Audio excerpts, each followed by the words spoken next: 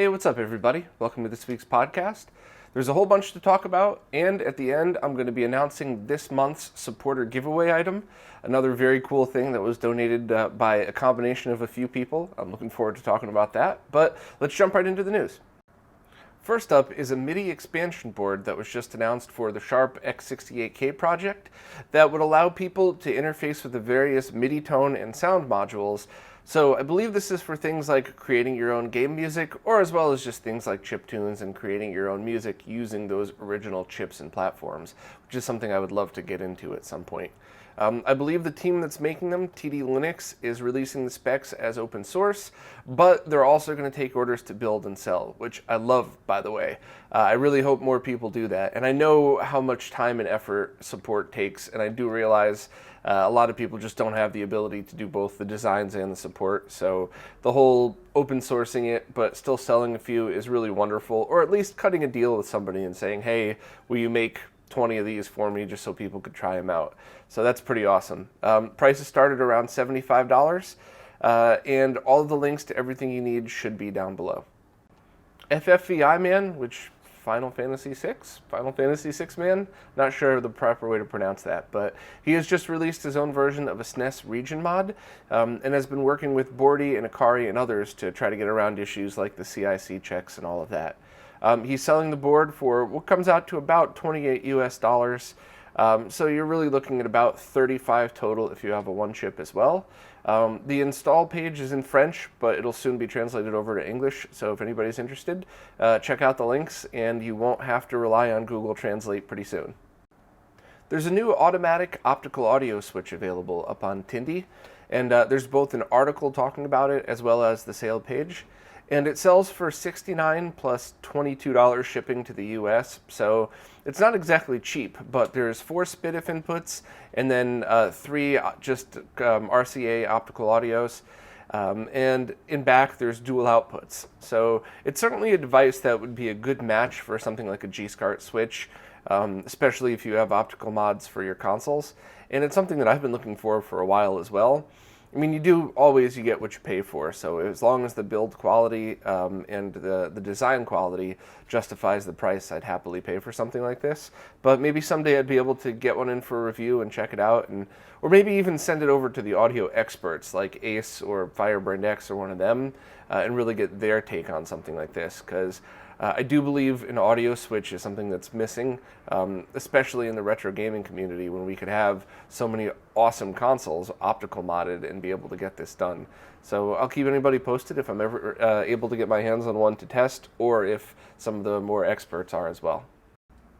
Video Game Perfection now has the Borti Nintendo amps back in stock, so the ones for N64 as well as Super Nintendo, including the Super CIC, the digital audio, and all those awesome things that I've been talking about pretty much since I started the website. The only thing to note, and this isn't really a big deal, I guess this is kind of more of an opinion, is the way Video Game Perfection has these assembled, it's with safety first in mind. But that does cause a bit of an issue for people that aren't fully in the loop of what to do. I think your average person that would your average nerd that would take the time to watch some videos and read some pages, but maybe doesn't have any previous knowledge of this, would go out and buy this board. They read about Borti's boards, go to, it's the UK, so they probably go to Retro Gaming Cables, pick up their cable, slap it all together, and then maybe it wouldn't sync depending on the way it's configured, maybe you wouldn't get any video. And the reason for that is because these boards are assembled with extra components so that it compensates for people who use those crappy cables with no components in them. So that's one of those things that I've kind of been preaching for a while about, and some of my really smart friends have flip-flopped on the issue a few times. It started out where all of my, all the designers were very hard stance at no, you make the board to output properly, forget about the cables. But I think after seeing many customers talk about things and after seeing this stuff unfold, the truth is if you tell people to use properly built cables, you then need to have your console output exactly the way it would if it didn't need a modification. So for stuff like Super Nintendo, pretty much all of them, each cable is built with components in the cable. in order to make that up to spec. And sometimes it's just to make it easier so that PAL and NTSC, there's less revision changes on the board. You just change the cables. Who really knows the reasoning for some of these? So, you know, I'm certainly not putting down video game perfection for this. Erring on the side of caution means that at worst, you'll have to send an email and say, hey, I installed your board, everything looks perfect, but I'm not getting any sync. And if Matt wants to respond to those emails, that's fine. That's his business. But I guess in the long run, doing it this way means that there's no chance of somebody hurting any of their equipment whatsoever. But it's my opinion that you should always just make all of these boards to output exactly the way it would have if it was a stock console. So, as always, put your thoughts down below. If you're any of those smart developers that keeps flip-flopping on the issue, tell me where you're at today with this. See which side you're on. But for me personally, if you get a console from me, and not that I mod consoles, I'm not good enough to call myself a modder. I'm just good enough to help my friends out or something. But if you get a console from me, it's always going to be outputting exactly as if it was a stock console. So you always just go and order yourself a cable to spec and don't have to worry about anything weird or custom. Yeah. So here's some pretty huge news. Furtek just got his Neo Geo FPGA core running on the MiSTer platform, which is absolutely unbelievable. I believe at the moment the core still doesn't have any audio support, but he's working with other developers to get that running. I believe Smoke Monster had a few videos up demoing it, so definitely check out his channel. But this is just very, very cool stuff. And Furtek's one of the people using Patreon in their new way, whereas where I like to do just the monthly whatever, and you guys get the weekly podcast, Furtek has it where he doesn't charge his customers or his supporters until there's an actual paid update. So this was one of them, and I think every single person who supports Furtek was thrilled. So I love to see stuff like this. I love to see people getting supported for their hard work. I love to see all the crazy stuff Furtek's come out with in the past year. If I ever get out to France, I gotta meet you, dude. But yeah, very exciting. Definitely pay attention to Smoke Monster's Twitter and his Patreon. He's up with this stuff like pretty much up to the minute, whereas I get to it by the end of the week. So if you're really into the Neo Geo stuff and you want to see how the FPGA cores work out, definitely pay attention to this. A new arcade platform was just announced at the Japanese Amusement Expo, and this is called the EXA Arcadia, which I guess could be looked at as a modern version of the Capcom Play systems. So one main unit with interchangeable games. I'm not quite sure if it's going to be a full board swap like the old school ones, or if it's just cartridges or discs or something. But it's cool to see arcade hardware keep going like this.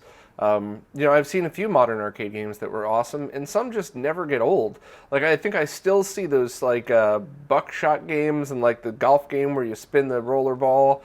I mean, some of those things are, almost as old as I am, but people still enjoy them. So it's cool to see modern versions of that take it way beyond that. So I think it's supposed to be about comparable in power to a PS4 Pro.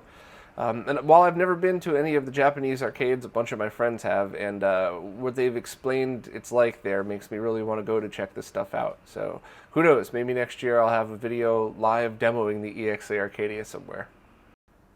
Insurrection Industries' GCVideo solution called the Carby is back. This time it's a slightly updated model with that same very high quality connector, but this time they cleaned up the board a little bit, and to signify the new design, this one comes in black. But it's the same $75 that comes with all of the same stuff, the Carby, the HDMI cable, and the remote, so it's that same great value for that. It also has the latest version of the GCVideo software, the 2.4C, loaded on it. So at the moment, in fact, ever since its release, this has been my recommendation for anybody that just wants an HDMI solution. Of course, if you want both, then definitely the Eon Mark II, designed by Dan, Citrus 3000 PSI. That gets both HDMI and analog at the same time. It's twice the price, but I mean, you get two outputs, so it's not that, it's kind of fair. And I believe Insurrection's component cable was delayed a little bit, but that should be out relatively soon. So it seems pretty fair in the GCVideo plug-and-play world these days. You know, you have $75 each for the HDMI and component solutions, $150 for both, and a whole bunch of cool do-it-yourself projects out there. So as long as you as long as you do a little bit of research and you don't accidentally buy any of those sandwich designs that were killing GameCubes, it's a good time to be a GameCube fan. A new version of the custom operating system for the RGB-Pi Raspberry Pi solution has just been released. And while I follow this team on Twitter, and I think I follow them on YouTube as well, at least one other place, it looks like I've missed a few updates. So I'm sorry if there were some pretty significant ones in there. But to give it a quick once-over, this is a solution where you buy a Raspberry Pi, and this right here, just the SCART cable, has all of the components built in it. So you just plug that connector right on the GPIO connector and plug that right into a SCART device, and you get true 240p video out of the Raspberry Pi. They recommend that you always use their software images because they have it tailored pretty specifically, and I was always very impressed by it. Each game that you load boots into the original resolution and refresh rate, meaning games like Mortal Kombat and NBA Jam look and scroll perfectly, provided your monitor can handle it. Some of them don't like those weird refresh rates and stuff. But I guess the only trouble I ever had with it was that even some of the software updates that they said were compatible with the latest Raspberry Pi, the 3B Plus, I wasn't able to get it working on it. So I haven't had a chance to try this new version. I plan on it as soon as I can, so hopefully that was one bug that they were able to get over. And it also looks like they were able to port it to different platforms. So I guess I have missed a bunch. You know, no disrespect, I'm a fan of the team. I like their work a lot. And the RGB-Pi and the RetroTink Ultimate are by far my two favorite RGB hats. I think those are both ones that do everything all of us could ask for. So anybody interested, check it out. And also, if anybody wants a more in-depth overview of these different solutions and why I like each one, or why different solutions might even be better for you, check out the video I have linked at the bottom of this because it kind of walks you through most everything you should need. The FPGA Colecovision, called the CollectorVision Phoenix, is now up for pre-order. I believe they had a failed Kickstarter a few months ago, but they had vowed to continue the project going, and they had some pretty interesting updates, like adding Atari 2600 support via SD card, and now the pre-orders are officially open. Just the basic console's $200, which I think is a pretty fair price. I mean, although we would all want to see these for as cheap as possible, I think the hardware that's required inside of these things would kind of determine that. And then you could go all the way up to $1,000 for collector's editions, and that's basically the same performance, but, you know, fun collector-y stuff, and I mean that in a good way, certainly not in a derogatory way. You know, most of these things I just want to be able to use it, but I have the number 2 signed Woozle GBA behind me. I'm never selling it. I love that. I would have paid extra for that.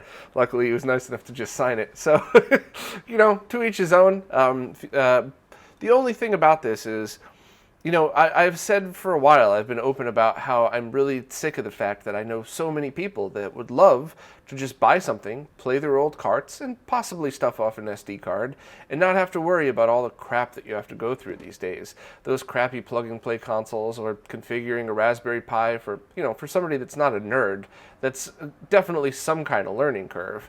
And this seems to be able to solve that. I just wish there was a way to get the price down, because, you know, now you're talking in the price range of a Mister with the full RGB kit as well. And although I don't have a lot of experience with the 2600 and Coleco cores, they seem great. So, you know, I think this is certainly fulfilling a need, and I really hope the project is successful, and, you know, this team could continue to do more stuff. I just wish there was a way for all of us to figure out how to take something like this and get it under $100. Now, once again, I'm sorry to repeat myself, but I gotta just say, I'm not coming down on the team who makes this for it. I'm pretty positive the stuff that's in there is going to dictate the price of this anyway.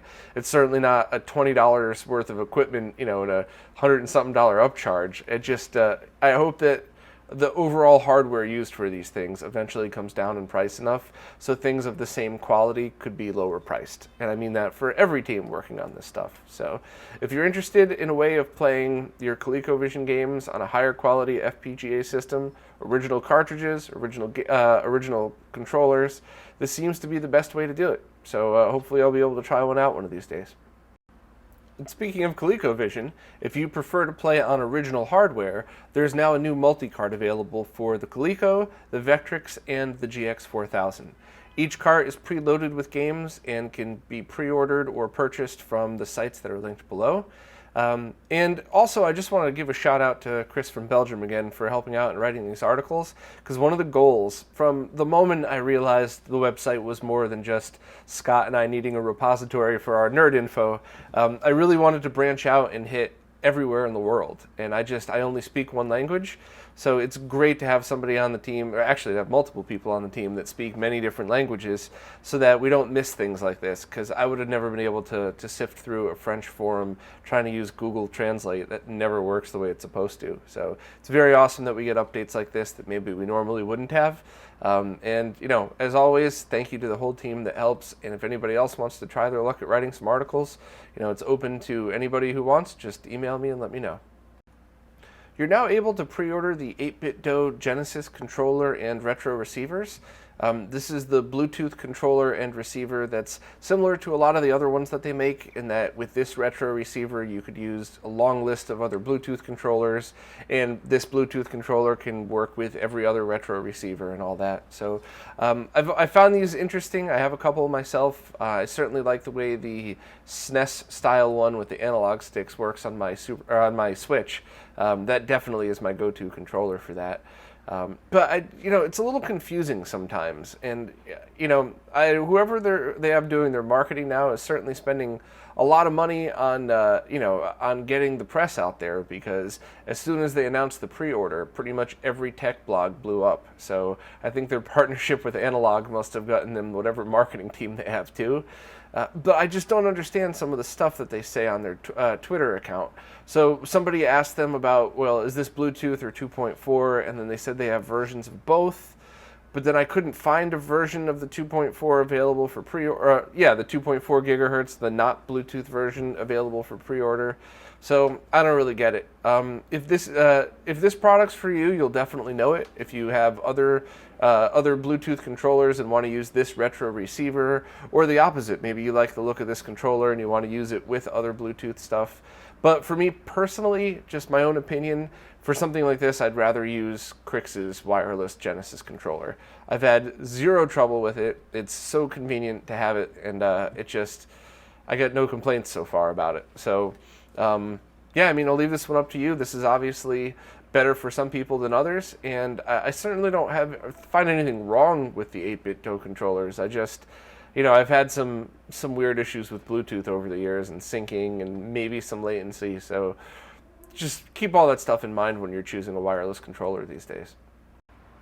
There's now a rotary controller for Tempest 3000 for the Nuon, designed by Nick Persane, the same person that created those very awesome Tempest 2000 Jaguar controllers. And I gotta admit, when I saw Nick's post, I had to think for a minute, like, what's a Nuon again? So no disrespect to Nuon fans, but it's kind of an obscure-ish console that was also built into DVD players, I guess with the mindset of, hey, here's your home theater device. Oh, and by the way, it plays games. And you can still find them pretty inexpensively, not Tempest 3000. I've seen that game seems to go for quite a bit of money, but I guess there's a specific board that somebody named Lee Oliveris has designed that allows you to make custom controllers for the Nuon, and it even includes pins for the spinner controller and all that. So Nick just utilized that one and put together an acrylic build with high quality parts. And he's selling them build to order, which I think is smart, because how many of us own a Nuon and Tempest? But anybody that wants them, it's $250. And it's funny because people who have gotten into arcade sticks and arcade hardware are probably hearing that number and going like, all right, Whereas people who are used to like the 8-bit DOS style Bluetooth controllers that you get for $40 might think that's crazy, but these are all arcade quality parts, especially the spinner. I think that's really what, the quality of his work, but the spinner itself that he chose for the Jaguar controller was top notch. It felt arcade quality. So if you're into this and you want something really weird for your Nuon, this is perfect. I did bust Nick's chops a little bit because while anybody who plays Tempest, I feel you should be playing it on a rotary controller, it would be nice to have a rotary controller for something like a PlayStation, because maybe they made a few more copies of Tempest for PlayStation than they did for the Nuon. But either way, it's neat and it's weird and I love it. And if I had a Nuon, I would get one. But let's keep our fingers crossed and hope Nick comes up with something crazy like this for the PlayStation version of Tempest. Because while I know it's not as good as the Jaguar version, I would much rather spend good money on a high-quality spinner controller for the PlayStation than have to buy a full Jaguar set and the game just to experience Tempest. So we'll see. A team of people have just opened up an open source version of the GDEmu menu system. I believe the last update to the current menu was over a year ago, and then the main developer really stopped posting and never released the code. So while I think the menu's great for the GDEmu, there are a few things that I think it really could benefit from, like auto sorting, whether it's alphabetical or whatnot, and if you could set it so that it scans all the games only when you tell it to, so that way when you boot it up, it doesn't have to wait a minute to scan through all the games. Now, of course, you could set the GD menu up a certain way where you get everything set up, and then it starts instantly, but when you do that, you have to change everything around again if you add or swap out a game. So it's a lot more complicated than something like a ROM drive with auto sorting, a ROM cart with auto sorting. So hopefully the team will be able to tackle all that stuff. And one of the things that the original developer of the original menu made was it looked like he was able to implement some code to access the anamorphic widescreen modes of a lot of these, which I think he essentially was just putting the, giving the ability to turn on the action replay codes that do it. But that's one of those things that the more I played around with, the more I really appreciated, especially with something like the DCHDMI, where you'll probably be gaming on a lot of flat screen monitors. Now, each game is going to look better or worse. Some people would hate it or love it, and the bottom line is it's certainly not like stretching the image. It's an actual anamorphic image, so it's meant to be viewed in a widescreen way. So I hope that's implemented as well.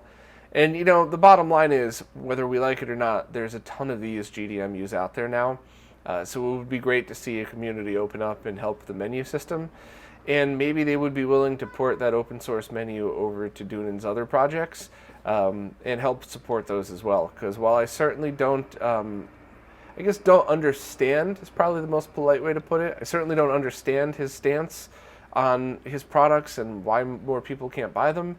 That's his choice, and I don't want to see anybody in the retro gaming community totally taken advantage of. I mean, the bottom line is his design got stolen, and now you could buy it everywhere for $80. So it's sad, but it happens, and hopefully he'll be able to get more product out so people won't be doing that to the rest of his products.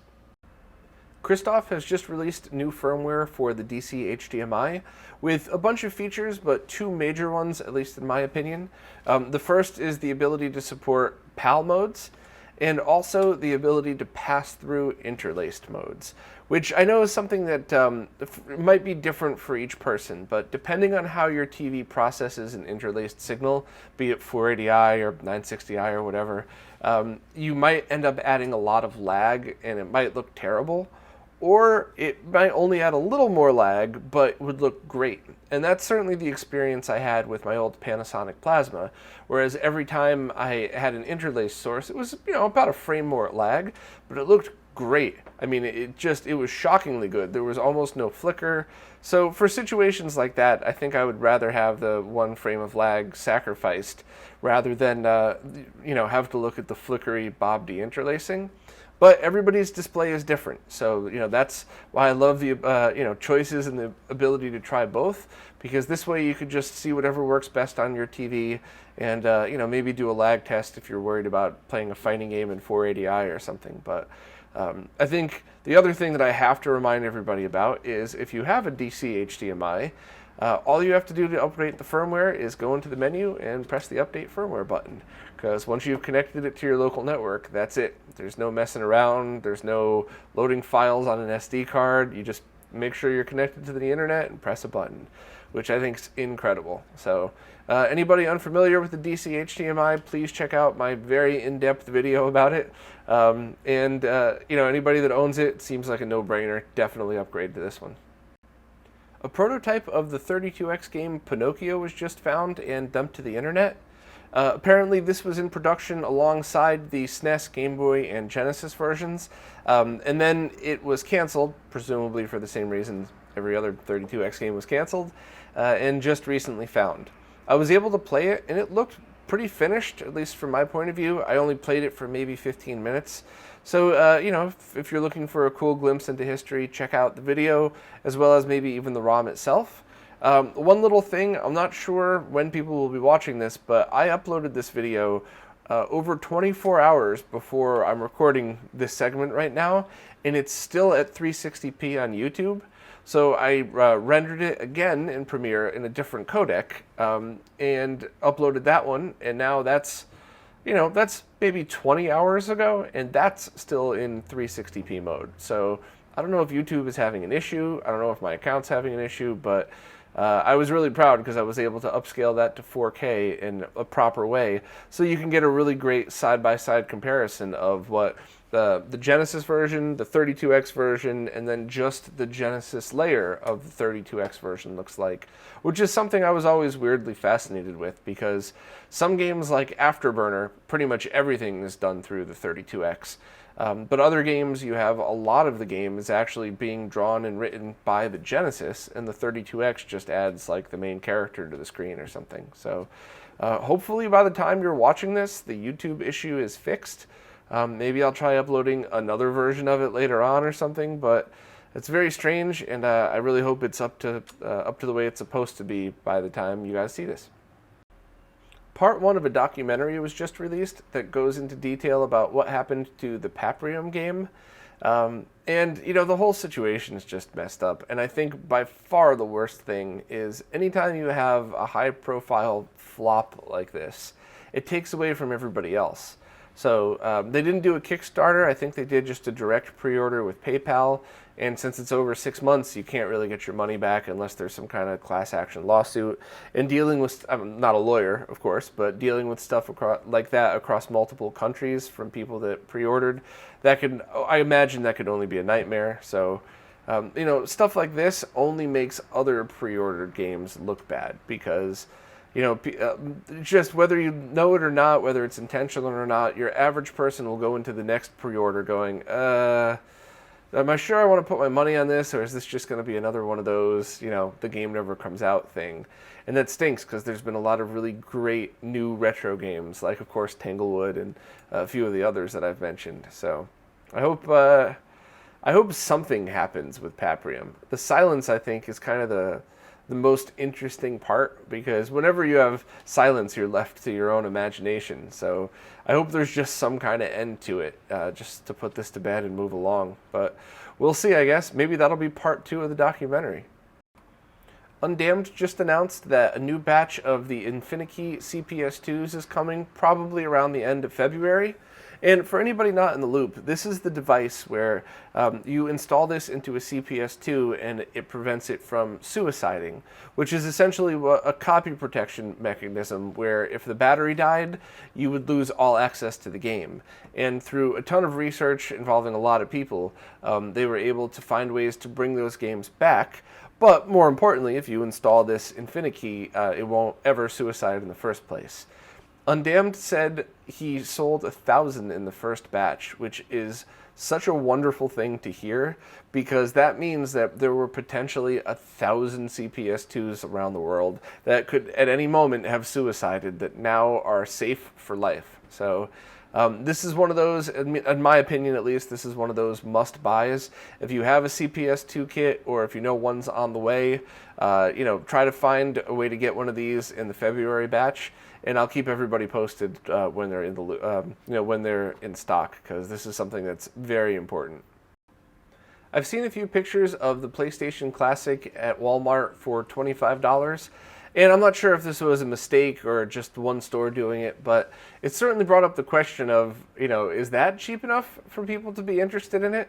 Because to be honest, $25 for a neat little case like that, yeah, maybe. There's a few kind of neat things being released for it or are already out, such as the 8BitDo wireless Bluetooth adapter, so you could actually use one of the newer PlayStation 4 controllers and have a button combo to get into that hidden menu. There's a new version of Bleem Sync that allows you to load up as many games as you want, as well as other emulators. So while I was knocking this thing at 100, and while I will still knock it at 100, at 25, I might pick one up just for fun. So if you know of a Walmart that's actually selling these for 25, please tweet me or something, and I'll retweet you. But if not, whatever. It's still a funny picture because I think all of us kind of expected this to happen at some point. There's now a mod shop selling a $7 drop-in replacement PCB for the Atari 2600 joystick. It has micro switches, so you'll have a clicky feel, and all you should have to do is just desolder the wires and resolder them into the new board. So this is pretty cool because most, if not all, of the Atari 2600 joysticks I've used have been broken in some way, and being able to replace it with some real micro switches and a good quality board for $7, if this performs even half as good as I hope, it would become a must-have mod for any 2600 owners.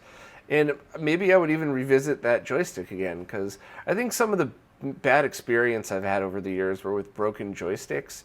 I did end up using like a Master System controller or something a few times, but I should definitely revisit playing 2600 games with that stick if I could get my hands on one of these. So they're sold out now, but you could sign up on the site to be notified when they're restocked.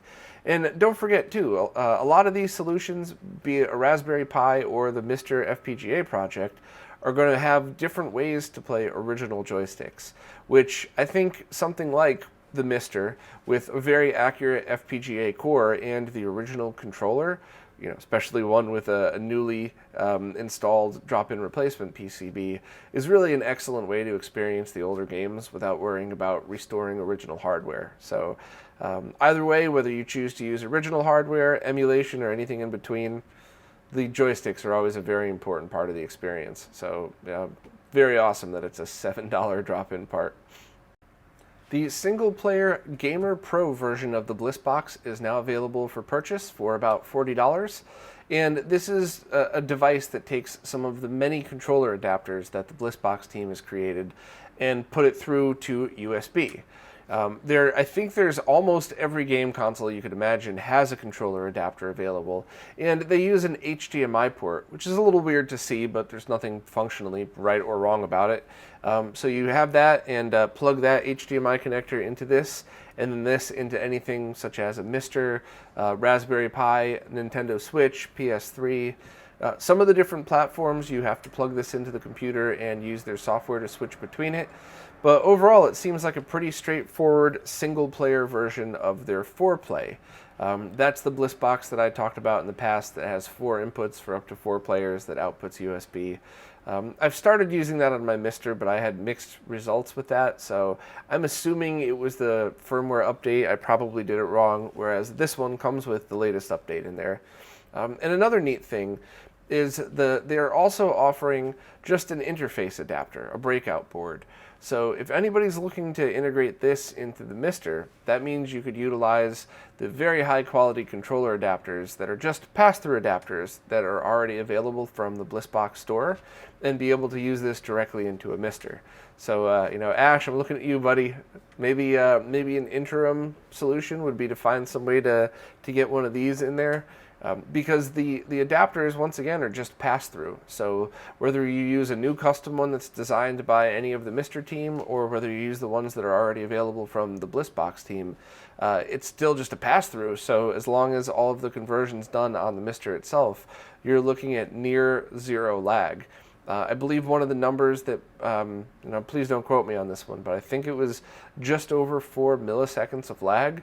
So that I don't think is detectable. I don't think, even in original consoles, I don't think it would pull the controllers enough to see that as any kind of loss. So I mean, that's the bottom line is if there's no functionality that creates any lag over the original, that's what I like to call a zero lag added solution. Of course, if you put a logic analyzer on it or something, I'm sure you could find lag everywhere, but if it doesn't actually affect the gameplay, it doesn't really count. So if anybody's interested, please let me know. I would love to see one of these, or at least even a prototype plugged in or soldered into my Mister. And I have a bunch of cables if anybody needs to borrow one as well. I think I bought every cable the Bliss Box team ever made. So they're expensive but good quality, and I would love to be able to help try them out. So let me know if you need to borrow any. Well, here's a fun one. A team of people decided to port Legend of Zelda over to Doom just by recreating the map and just making it a three-dimensional first-person shooter version. And it's really cool. It's, I'm not sure if I would want to go through the whole game, but it seems really awesome and something that it's really neat just to see Zelda in a different perspective like this. The team wasn't able to finish it, so they just released all of their files to whoever's interested. So you're able to try it out as well as contribute if you want to keep going through. But I think it would be really neat. One idea Cousin Scott and I always had as kids is to recreate at least one of the Zelda dungeons in either Wolfenstein or Doom. Probably Wolfenstein just because of the look of it or something, but we never got around to it. But I would love to see some weird fan remake of something where it's like top-down Zelda, but then you go into the dungeon and it's a first-person shooter like this.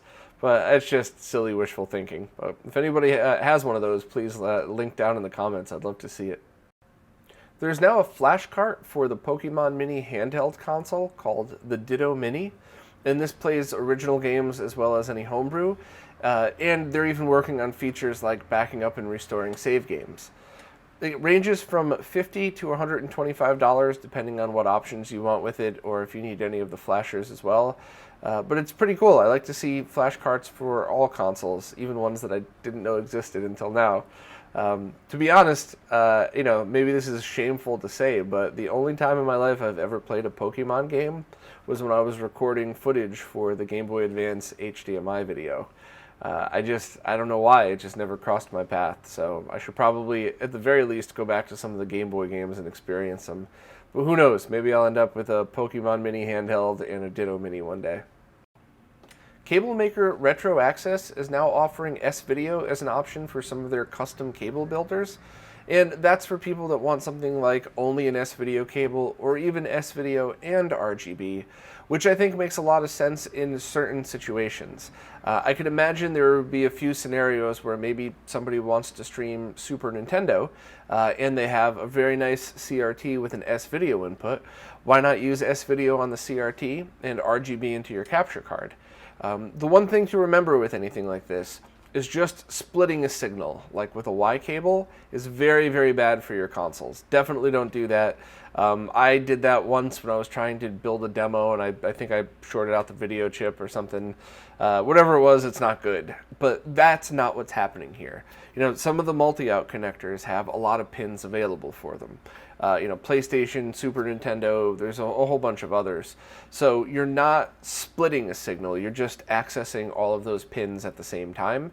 And since the signal's going to them anyway, it should be safe to use without any problems whatsoever. I guess other uses for this might be you want to buy one cable and sometimes use it on an S-Video CRT, others on a OSSC.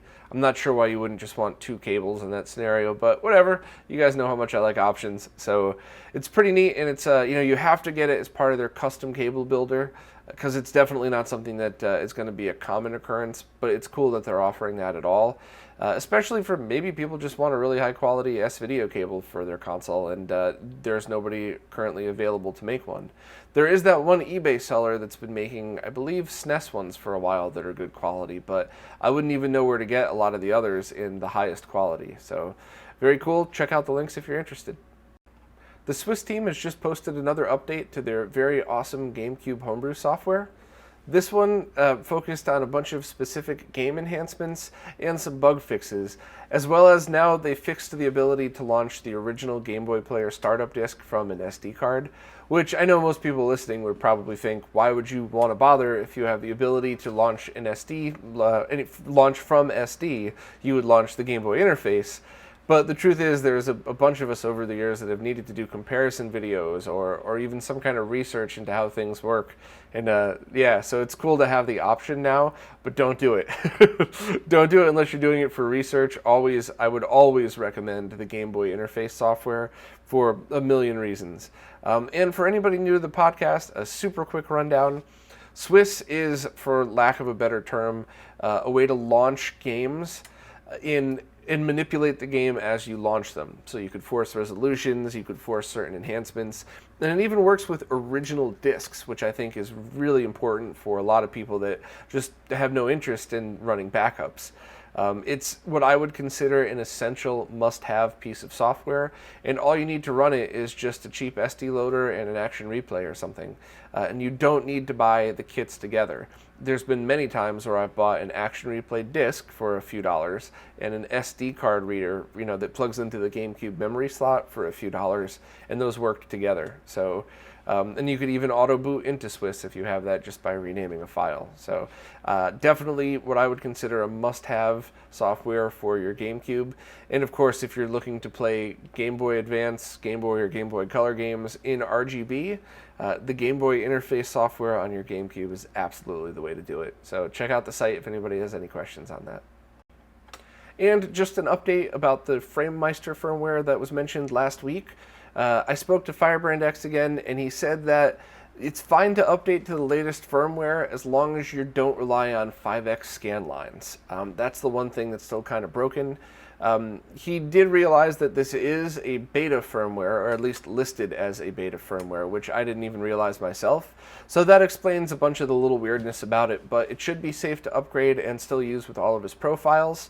And in fact, if you were having compatibility issues with your 4K TV, it's probably a must-have. And the only real issue that you would find is that 5x scan lines won't look right, so just turn them off or use a different mode. Okay, on to the giveaway announcement. For anybody new to the channel, at the end of each month, usually the last podcast of each month, I announce something that I will be giving away to any of my supporters. And it ranges in stuff. I try to always get cool stuff. Sometimes it's better than others. I think today's one of those days. And then everybody has 1 week to put their name in, post on whatever supporter page you have or that you find this at. And then I do the drawing live on the podcast next week. Or not live on the podcast, but on the podcast. So it's kind of a fun thing. I don't notify people that they've won until after a few days, so that way it gives people the chance to hear their own name being called on the podcast, which maybe I'm cheesy, but I still like that, so whatever. But this one is a combination of donations. So first and foremost, the console itself comes from Brooklyn Video Games, who has just been bending over backwards to help the retro gaming scene for a long time, both by selling stuff for fair prices and for helping with projects like this. I think Steve, the owner, really understands what we're trying to accomplish with a lot of these, so he's been a tremendous help. Next, the installation was done by Jose Cruz, who has been a big help in the project, and I think you guys might see where I'm going with this one. So the install's done professionally, the console's in excellent condition, and of course what was installed was wonderfully designed by Renee from DB Electronics. That's right, we have a Genesis 2 with the triple bypass board in it. That's the board that has the video amp as well as the audio amp bypass built in. And so I got you the nicest looking Genesis 2 case that I had. Only a little bit of scuffs on here, which is pretty good for an older console. And it looks and sounds absolutely excellent. Now, as with all of my personal installs, I choose to disable composite video. But as Renee designed in these boards, composite sync and composite video sync are still active, which means it works with every single cable that you would plug into this. Meaning a composite sync cable, sync on composite video, sync on C-Sync, and including the HD RetroVision cables. And in fact, the only cable that won't work on it is just a basic standard yellow composite video cable. But you would never want composite video if you already owned a triple bypassed Genesis, so don't worry, you're not missing anything. So this is for the console only, but let me know if you don't have any other accessories. I could probably help out with stuff. And, it's, I believe, a revision VA4. And while I haven't completed testing yet, it seems like everything's been pretty solid. I have had some weird 32X issues, But to be blunt, I'm pretty sure that's just because the 32X is a complete piece of junk. I've tried handfuls of them that sometimes work, sometimes don't, so I don't think it has anything to do with the triple bypass. I'm pretty sure it's just that 32Xs barely worked when they were new, let alone all these years later. So anybody who's interested, wherever it is, Bitbacker, Subscribestar, Patreon, there will be a picture of this. And wherever you see that, just post something like I'm in or yes or something short. And I think about next Tuesday, pretty much, so the day before the podcast, I will close the entries and do the drawing. And we'll be able to send this to one lucky winner. But man, I really like this thing a lot. So thank you so much once again to Renee from DB Electronics for working with me on getting this board out to people. Thank you to Jose for doing another amazing installation. And of course, thank you again to Brooklyn Video Games for getting me these, because it's just a tremendous help and made all this testing so much less stressful than it could have been. So thank you very much, and looking forward to announcing the winner. Well, that's it for this week. Thanks to everybody who watches and listens. Thanks to all the people that comment and keep it cool. And of course, thank you to all of my supporters, because without you, none of these videos could happen. So thank you very much, and I'll see you next time.